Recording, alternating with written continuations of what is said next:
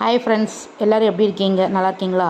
இன்றைக்கி வந்து பார்த்திங்கன்னா லஞ்சுக்கு ஸ்விக்கியிலேருந்து லஞ்ச் மீல்ஸ் வந்து ஆர்டர் பண்ணியிருந்தேன்.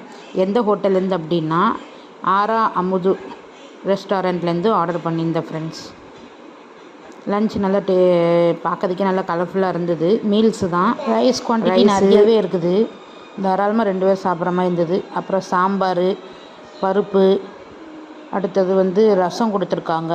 அப்புறம் மோர், அடுத்தது பப்படம், அப்புறம் அவியல், கேரட்டு பொரியல் இருந்தது. அப்புறம் உருளைக்கிழங்கு பட்டாணி போட்டு அந்த சோயாபீனும் போட்டு கூட்டு மாதிரி வச்சுருந்தாங்க.